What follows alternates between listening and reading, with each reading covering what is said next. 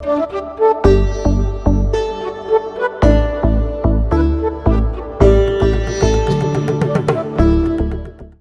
that, so I'll go to this. This one of the topics that I'm particularly interested in, not necessarily related to dance, but it's something that impacts your you as well. You meaning your ecosystem as well. No, that is the social justice and liberalism in the arts. This whole idea that we need to be. Now, my point is that liberalism is a modern word, and I touched upon this, saying that history has always told us that every culture that has chosen liberalism over tradition, who have said anything goes, these traditions are useless and all of that, we have seen that civilization has collapsed under its own weight and under its own this one. It's just that people talk about how fragmented we are. They talk about unity. I'm saying, they will talk about caste, they talk about this, they talk about jatis and all that. I'm saying you survived only because of those jatis, because I mean, it's only because you are divided into so many different groups, and there was so much in group uh,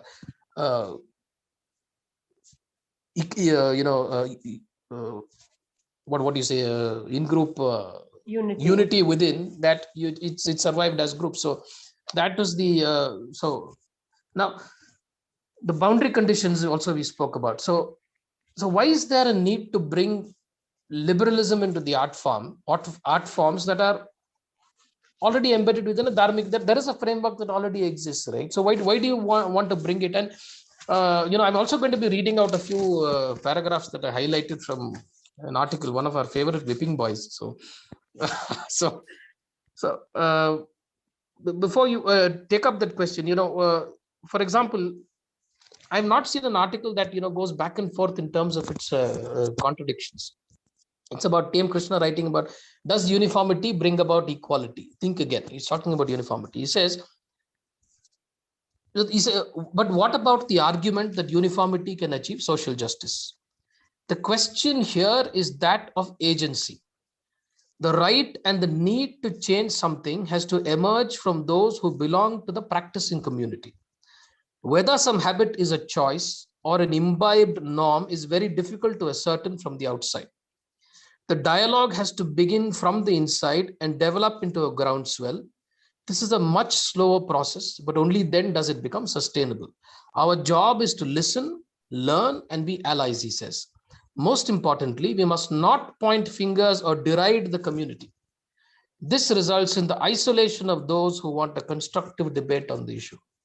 Now, the question I have is, it's all very beautifully framed, but he has consistently not followed even one of the rules that he himself lays out. I mean, the kind of abuse that he indulges in, the kind of things that he says, whereas he waited for the groundswell to develop, whereas he built the consensus, where none of these things. So from where does all of this come is what I have. If you have an answer to this, because I'm going to be reading out a few other paragraphs also, which are very interesting. Because when you read it out like this, you actually start, the wheels start turning in terms of what they're trying to actually say. So idealism. And see, we all want our space, we all want the space that we inhabit to be in a certain way that is conducive to all of us. Intentionally, nobody, I think so, for most of it, nobody wants to live in a very disharmonious space. If you look at the performative arts, I'm a performer. I want equal opportunity as much as the other dancer to, if one dancer is going in this A path, I also want the same opportunity to go to that same A path, because that A path is the marker to say that I have reached, I am a dancer or a musician of this caliber. For example, let us take the Music Academy. For example, for today, it is considered as the topmost academy, and any artist who is up on the Music Academy has kind of arrived. Yeah, to a large extent it is, because once you are on the Music Academy, the amount of opportunities and the visibility that you get is open. Now, how does one reach to Music Academy?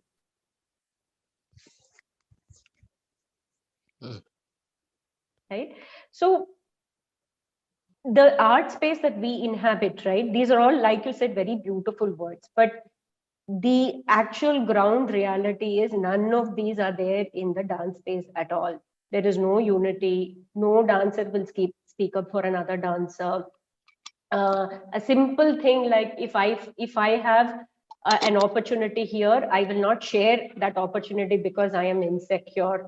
I will not warn other artists saying, hey, this may not be the place where you want because this person is like that.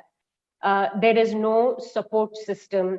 If you are fighting alone, because there is a general fear saying, hey, if I am if I am also putting my voice into something like that, even the meager opportunities that I'll get will go away, or I will, we are flooded with so many insecurities, and our dancing span is so short within a particular time because it is a visual art form. I must make or break into the scene, right? Unless you are some people who seem to be dancing well into their 80s and 70s. Yeah, yeah. Yeah. And also the ecosystem, right? If you look at how it has been earlier, I'm saying, say, 50, 60 years back, how does one know a dance or a dancer or a musician is good? Word of mouth.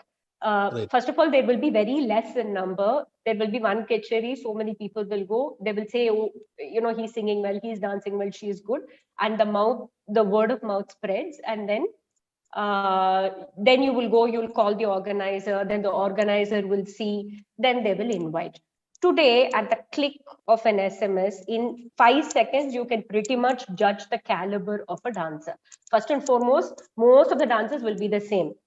They're all jumping, doing acrobatic stuff and looking ethereal with all their diets and everything. So more or less, now as an organizer, how do I ensure that they all have equal opportunity?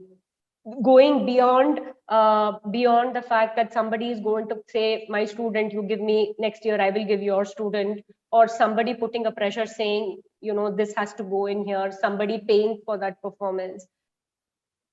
Let's look at the ground reality. Let's see if the ecosystem can accommodate so many dancers. There are more dancers than performances.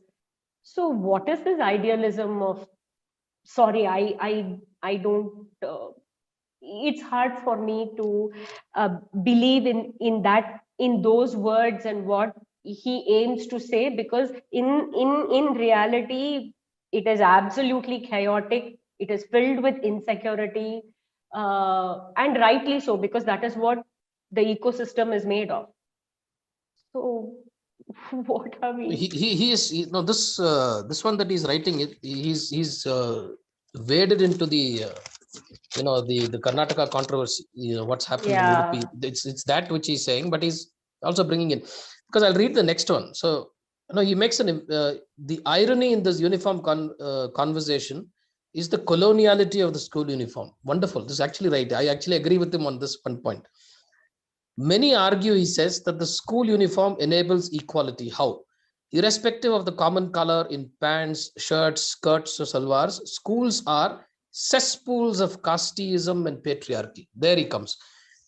Just 2 paragraphs earlier, he said, we must respect community, we must allow people, we must not point fingers and all that. Then he said, so which I'm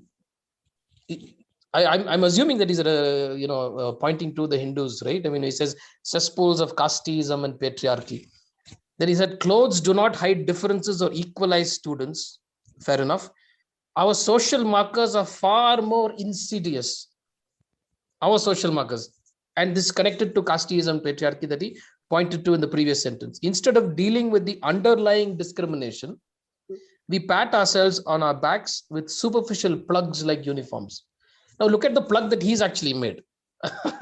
So he has quickly now said that Hinduism, this is exactly what it means to say that the Hinduism is a characterological evil. He's painted it so beautifully. He's saying for the others, he's saying it has to come from the community. Don't tell them what they need to do. Even if you're a school that has in its policy document that there has to be a uniform that everybody has to wear, irrespective of the religion that you belong to, you will accommodate the other, because the groundswell has to happen from within the community. But when it comes to here, you will say you're casteist, you're patriarchal, you're this, you're that, without allowing the groundswell to build or to build. None of those things will apply here.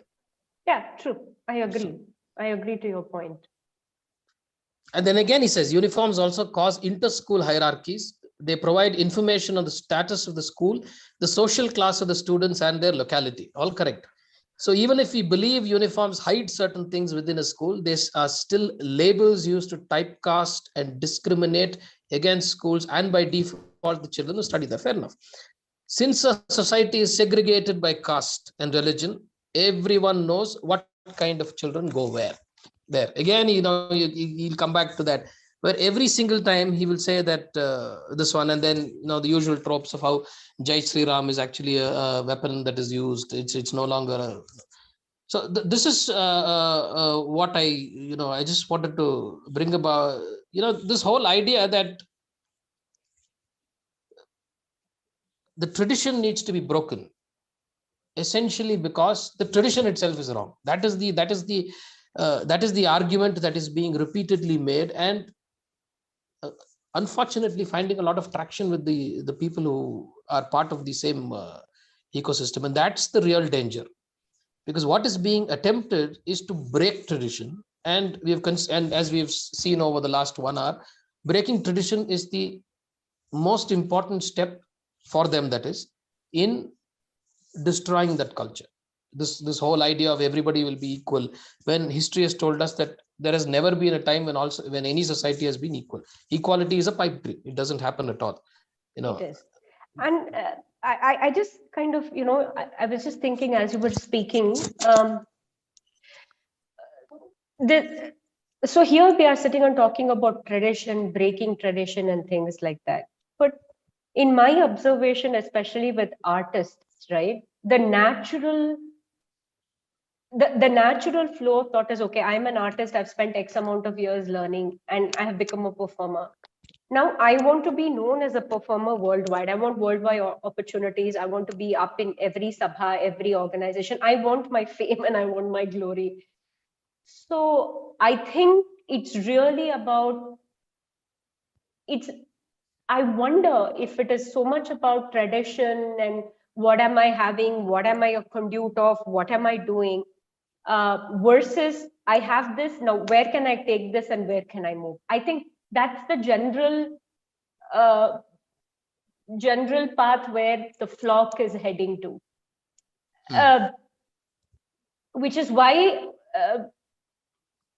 there are so many ways where people are finding avenues to find that fame and glory. I think Ram was making that very wonderful statement in your conversation the other day. The first one, right? When somebody goes behind fame and glory, they want it. Once they have it, they don't know what to do with it. Something to that effect he was mentioning, right? So I think overall, see, it is very natural. If I am an artist, if I'm a performer, I do want to perform. I want people to see my art. Performative aspect of art cannot be disregarded. But equal opportunity, equality, we are all the same. We are not. There are no equal opportunities. There are very less number of opportunities, more number of people wanting to grab that opportunities. And it's really the ones who have that, that kind of a mentality to say, I am getting this fame no matter what, are the ones who are surviving right now. And they will try to hold on to that post. And if their family, somebody is coming up, it will ensure that it is in that sphere. If you actually look at the dance sphere, it is not really very conducive. It is not very harmonious. And in such a scenario, if one is talking about self-realization, awareness, conduit to divinity, which is what they all anyway talk about. It's a nice cloak to wear and say that I'm following a divine art form. But the kind of things that I am doing, or my actions, are they in tandem with that thought, is anybody's guess.